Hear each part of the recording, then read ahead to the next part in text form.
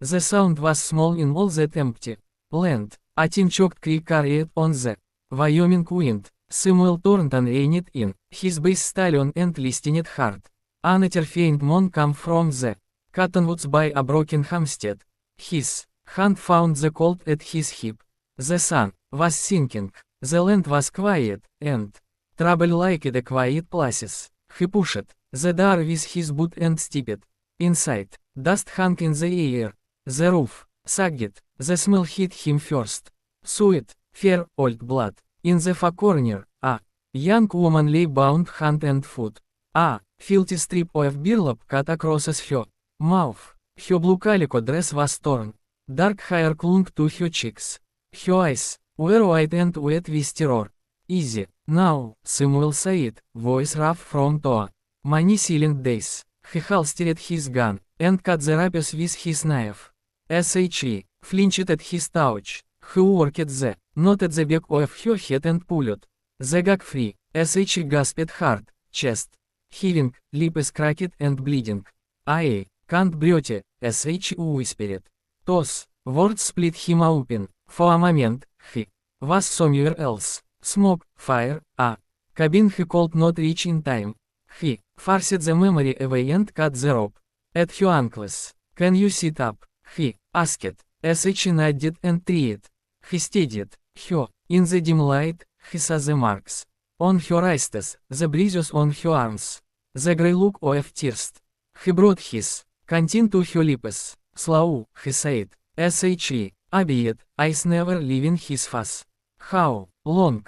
He asked. 2 days. Maybe 3. She rasped. Tail left who fear flashed across her face. Tail come back. Not William here. He looked her over. She was light as a bird when he lifted her name. Samuel Thornton. I own the triple T. North of here. You're Safi. Now, Safi. She said like it was a word from a book. He put her in the saddle and climbed up behind, one arm firm around her waist. She tinsed, then leaned back against him. To weka to do. Otherwise, Tiro fading. Light until the triple T rose out of the dusk. Barnes, Carlos, Bank House, the big house with a white porch and warm windows. Men posted their chores and started. Their boss never brought onion home. Jake Samuel called to his foreman, a hard man with steady eyes. Right for Doc Morrison now. Yes, sir. Inside, MRS. Chen, the housekeeper, took one look and set to work. Poor child, she said. Already driving about and finding clean clothes. Go on, Mr. Thornton, let them do my work. Samuel posted the door. The girl watched him with those dark eyes. Thank you, she whispered. He nodded and walked out, but the words followed him to his study. He pied whiskey and tried to quiet the old ash in his chest. 5 years since the stage coach robbery that took his wife Sarah and their little girl Emma. 5 years of building fences and counting cattle and not feeling. He told himself this was simple decency. Help her, then send her on. That was all. Morning brought tin, light trolleys curtains and the smell of coffee. The girl came to his study in a plain brown dress. MRS. Chen had found clean hair braided, breezes, fading. She looked small but steadier. Please sit, Samuel said. How are you feeling? Better, thank you. She folded her hands. Grace, Grace, Makakonna, Grace, he repeated. Doc says rest and food will set you right. You can stay as long as you need. I don't want to be a burden. It is no trouble. His tone left no room for argument. I need to ask who did this. She swallowed Tom Carroll and his men. They ran a business in Laram. They promised jobs to girls who travel alone. Seamstresses shopgirl. When the girls arrive, Tera contracts and debts for travel. If try to run, she touched the angry marks at her wrists. They make sure you learn Samuel's jaw tightened. He had heard talk in town and had looked the other way. You were headed west to an aunt in California. She said I sold everything for train fare. A well-dressed woman met a man Laramie, SH Smilet, SH Said SH Ihata, place at address shop. I believe it her, shame brush at her voice, I sleep it away, 3 night saga, take comment, left em in that shack to think about my choice, you're under my protection now. Samuel said, they won't touch you here, you don't know them, they have friends, even Lomen, and I have 20 riders and a long reach, he said, I have need law, will jet law, real law, hoofbeats, thundered in the yard. Jake burst in, without knocking boss, riders coming up, the north road, 3 of them, asking, after a runaway girl, Samuel stood. Every line of him firm again. How far? 10 minutes, tell the boys to keep working, but keep rifles close. Ill, meet them at the main gate. He looked at Grace, SH had gone pale. Jake, take Miss McKenna to the road. Silver, bar the door, I won't hide. Grace said, standing quickly. I'm tired, of running. Quote, this isn't a debate. Samuel said, gentle but iron. Jake, guided her out. Samuel buckled on his gun belt and stepped into a grey morning. Clouds crawled in from the mountains. A storm was brewing. He took his place at the gate, thumbs hooked in his belt, eyes calm, body ready. Behind him, he could feel his men taking positions in the shadows. 3 riders, come through dust, hard faces, bad eyes. The lieutenant had greasy black hair and a white scar on his cheek. He pulled up, and tried to smile. Morning, friend. Name's Bill Hartley. We're looking for some property. Wandering kind. This is private land, Samuel said. No property, like that here. Hardly smile. Teeny girl, dark hair, about 20. Poor thing. Not right in the head. Family's worried. Haven't seen onion like that. Samuel said, mint if we take a look around. Wouldn't want you to get in trouble. I do mint. A younger rider leaned forward. Hand near his gun. You know who you are talking to, old man. Mr. Carell Dyson. Like being told no. 10 Mr. Kell and I have that in common, Samuel said. The yard winds a quiet he called here the wind in the cottonwoods. Hartley's hand drifted toward his pistol, then stopped. Summiting in the way Samuel stood, still as a nailed board, ice like winter, made the man think twice. This ain't over, Hartley said. Mr. Carell has papers on that girl. Dipped bonds. You block lawful recovery. You'll answer to a judge. I look forward to it. Now jet off my land. They will tear horses and galloped off, dust swallowing them. Samuel held the gate along Broadmoor, then turned. Jake, he called, bring Miss McKenna back to the house, then send a rider to town. I want Marshal Brennan out here before nightfall. He climbed the porch, steps and post. Rain scented the air. Inside somewhere, a young woman tried to be brave. He felt the old walls inside him shift. He had told himself to help and walk away. But the moment Hartley said, property, something settled in. Samuel turned on his heart. If the fight was coming, he would face it on his feet. And this time he would not be too late. Storm clouds rolled in from the alarm mountains before noon. The wind carried the smell of rain and the taste of trouble. In the big house, Grace sat across us from Samuel in the study. Her hands were steadier now. Her voice was Toa, as she told him how a smartly dressed woman had found her at the depot. How kind words and warmth had led to a locked room and a ledger full of debts, as she never made. How Tom Carell's men watched the doors, watched the streets, watched the girls until hope went thin and small. You were alone, Samuel said. They hunt for that. Grace lifted her chin. Not anymore. They rode into Cedar Ridge that afternoon for supplies and to red the town. The street was busy with drivers and buyers.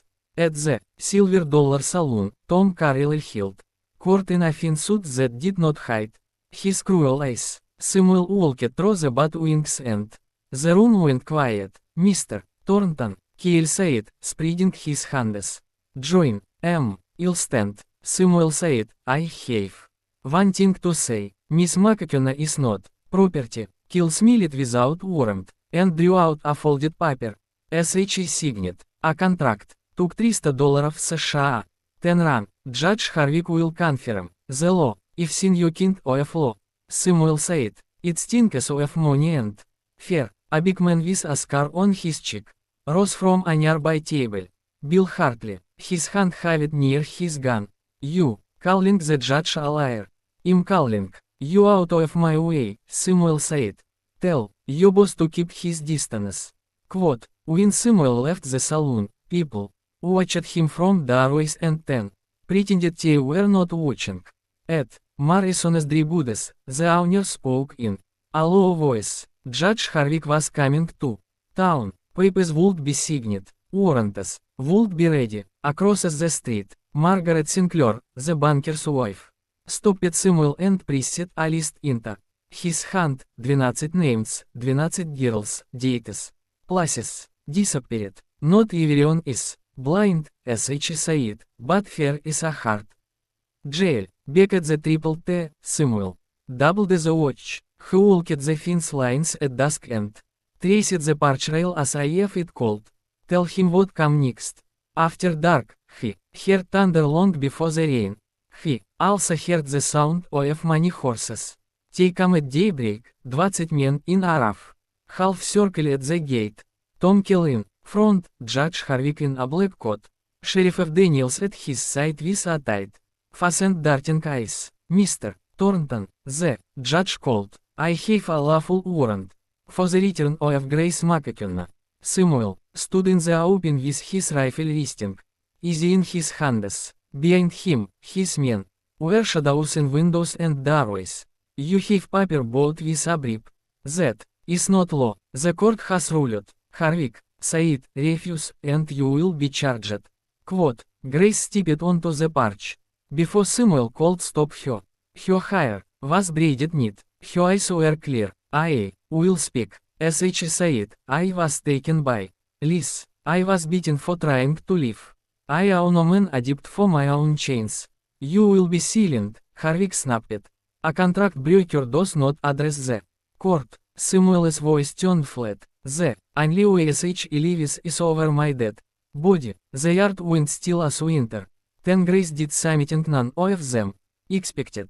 SH walked down the stairs with her hands open. I will go, SH said, and Samuel felt the ground tight. He caught her arm. No, SH looked up at him and he sabot fear and resolve. You have a ranch to protect, loves to protect. I will not be the match that burns it down. SH stumbled, just a little, as SH passed Jake, the foreman steadied her. In that small touch, Samuel saw Grace slip something into Jake's palm. Jake's eyes flicked on us. He understood. Hartley tied Grace's wrists. SH stood, tall anyway. I have conditions, SH said. To Carell, you pay my debt in full on paper. You release him from any claim on paper. You do it now. Carell lied. You think you can bargain. You like business. Grace said, do business with and I stay quiet. Refuse and what I know will travel, names, places, buyers. Even a judge's beard did that happiness a Safi. The judge went pale. Carol stopped, lying. He gave a small nod. Harvick wrote the release with a shaking hand. Sheriff of Daniels witnessed it. Grace held the paper with white knuckles and did not look at Samuel. Carol gathered his men and rode away with the storm. The yard stayed tense until the last rider vanished. Only then did Samuel move. He lifted Grace's chin with 2 fingers. What did you hand Jake? Ignorance, SHE. Said, a letter, a list. I have anything. Happiness to Marshall Brennan Jettas. But, before sundown, riders glittered into the yard. Marshall Brennan and 2 deputies. He was tall and spare with eyes that missed little. Got word from you man. Brennan said, names match missing person. Reporters out of Laram and Cheyenne. I can build a federal case, but I need time. You will not jet it. Samuel said Carell, will strike before dawn. He was right. Smoke smudged the evening sky over Cedar Ridge. The east barn took fire. The heart, scattered. Samuel's men put the flames down, but the message was clear. The release paper had bought only a day. That night, Grace and Samuel sat by the kitchen lamp with Jake and the Marshall's young deputy, Tom. The wind rattled the shutters. Rain hissed against the glass. We ran for Denver, Tom said, 3 days hard riding. Suffer, no, Grace said, running only, feed as men like hell, we need proof. His ledgers, Brennan said, his letters that would hang him, where does he keep them? Jake asked, in town, Samuel said, or in his hetman's saddlebags. Grace shook her head, who will not leave them alone? Who will keep them close? But who will leave them for gold? Samuel looked at her gold, as she set a small leather pouch on the table and opened it. Nuggets rallied into the lamplight, yellow and heavy. Where did you get from your locked box? As she said softly. MRS. Chen, shaved you with his melted rings. Sorry, Samuel stared at the gold. 10. At Grace. He let out a slow breath.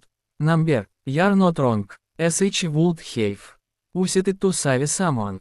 Grace's plan was simple and risky. As she would stumble back into Carol's reach with a story about a cave in the high country and old Spanish treasure. As she would bait his greed. As she would draw him and his ledgers away from town. Samuel and Jake would pick the ground. Brennan would be ready with warrants and men. Devils, Canyon. Jake said narrow God. One way in, one way out. To a dangerous, Samuel told Grace, as she met his eyes. He chined, am like an animal, I choose the risk. They left before dawn for a lion shack. In the hills, snow came early and hard. But the little cabin held. They made coffee on the fire and spoke in low voices. Samuel checked the trail twice. No tracks, no watches. On the third check, he found sign.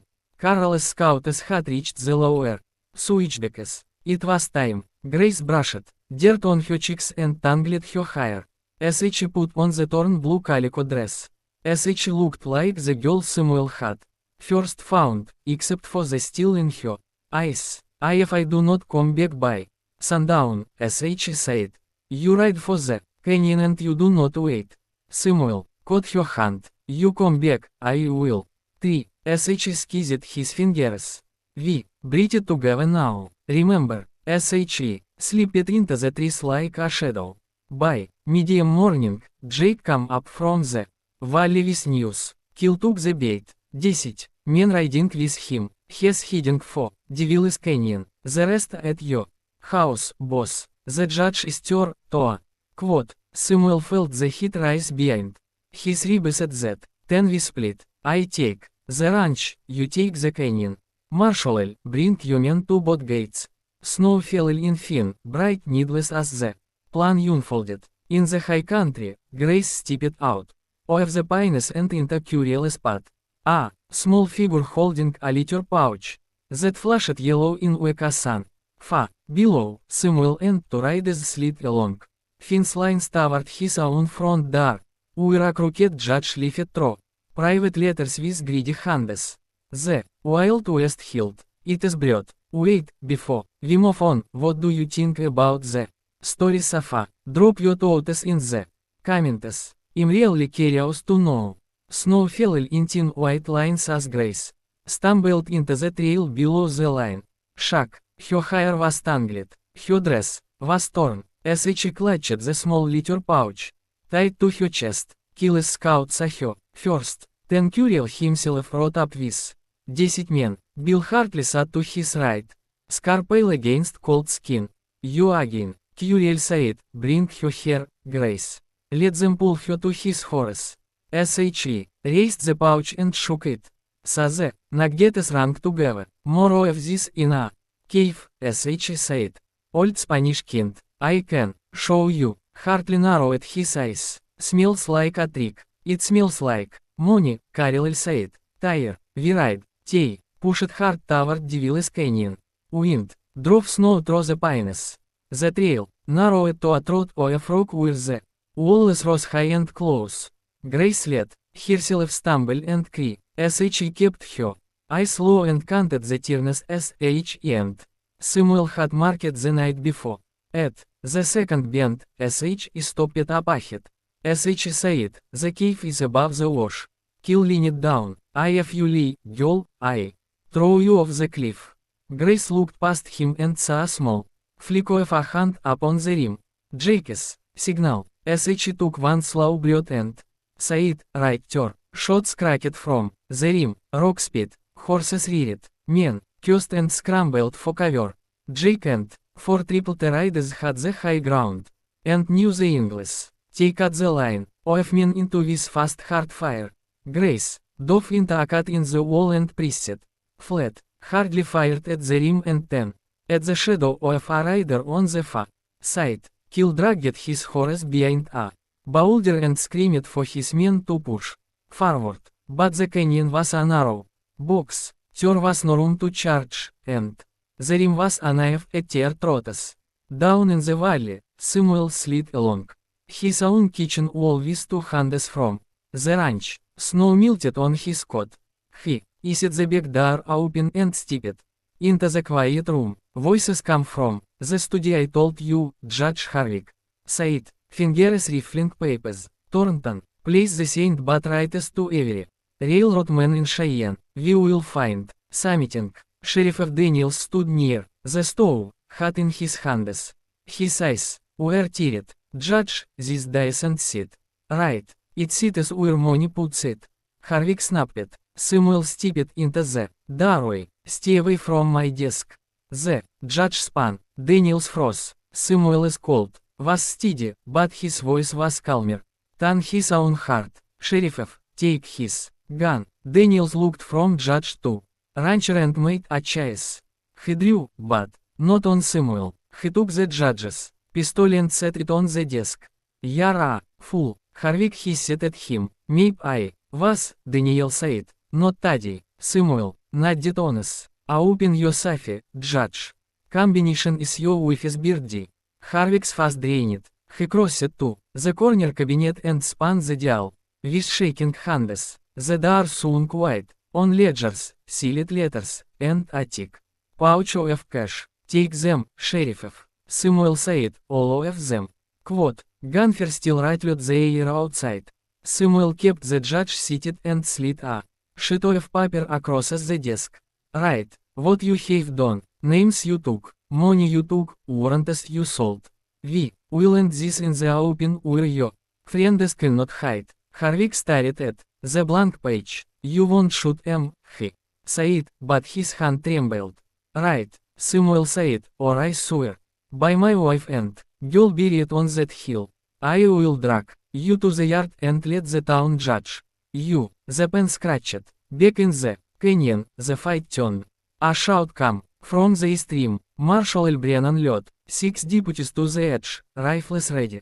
His voice rang off stone Tom. Carell, federal officers, drop your guns. Carell snarled and fired up at the rim. Brennan's rifle answered. Carell lurched as the bullet tore his shoulder and slammed him to rock. Hartley grabbed him and fired wild. Grace saw Hartley's boots crunched toward her hiding place. Sh waited until he passed, then sprang. The small knife Samuel had driven her flashed on us. Sh cut the rope at her wrists and slid behind a fallen slab. Hartley wheeled. He saw her and grinned. Got you a shot, cracked from the rim. Jake's bullet hit Hartley square on the T. He went down to a K&E, raised his gun, and took 2 more rounds to the chest. He fell face up in the snow, eyes on grey sky, mouth working with no sound. With their chief gun down and the marshal above them, Carell's men broke to run for the mouth of the canyon and dropped when deputies cut the trail with warning shots. The rest threw weapons into the wash and lifted their hands. Brennan called out again. Tom Kell, surrender bleeding, fast twisted with hate. Kell reached for a pistol with his left hand. Grace stepped out and stood where he could see her. Her voice was steady. It is over. His hand faltered. 2 deputies slid down, kicked his gun away, and hauled him upright. Jake, climbed to the ledge above Grace and dropped to the floor of the canyon. He reached her first. You all right, miss? SH nodded to her knees. Shook. I am now. Jake tipped his hat. Smart plan. Grace looked at Kel, swaying between deputies. I want his books. Brennan checked Carola's saddle, bags and held up a hardbound ledger and a bundle of contracts. We have them snow, is it? Wind fell. The canyon held a different kind of quiet. Back at the triple T, the judge finished writing. Daniels read the words and swallowed hard. You signed warrants for girls like recipients, he said. God help you. God help us men with money, Harvick muttered. Not Taddy, Samuel said, boots pounded on the porch. Brennan and two deputies brought Krill through the door in irons. Grace stepped in behind them, pale but upright. Jake followed and leaned on the frame, hat in his hand. Brennan put the ledger and the judge's confession on the